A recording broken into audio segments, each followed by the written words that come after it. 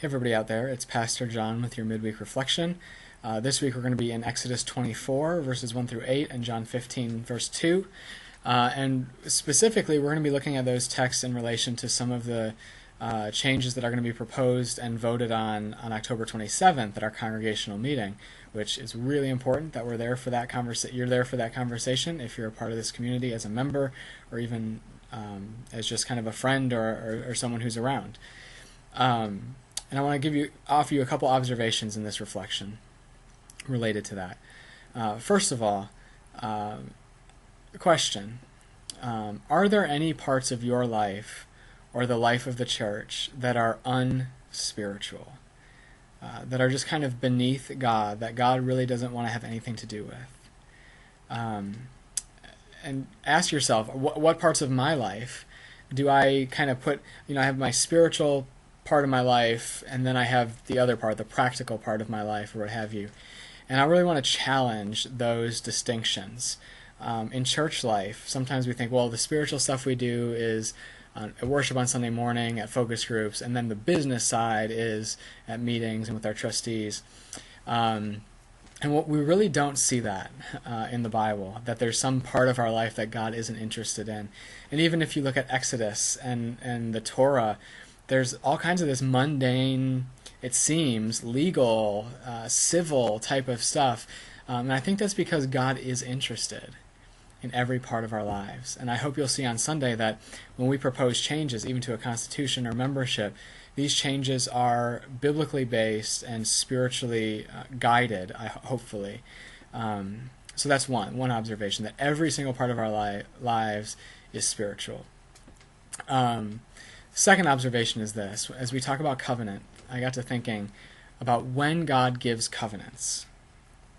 And it really struck me that God offers covenants in advance of the unknown and of times of uncertainty and challenge and ambiguity and vagueness. So he speaks a covenant to Abraham in Genesis 12, I will bless you, I will make your name great, and you will be a blessing. Those who bless you, I will bless. Those who curse you, I will curse. In advance of Abraham's journey, leaving his household, or his family of origin. God gives the covenant to the Israelites at the beginning of their wanderings through the Promised Land. In Exodus 24, it's just before they begin wandering through the desert for 40 years and before they enter the Promised Land, before this unknown, this uncertainty, this new thing. Even Jesus in the New Covenant, he pours the cup of the New Covenant right before he's about to go to the cross.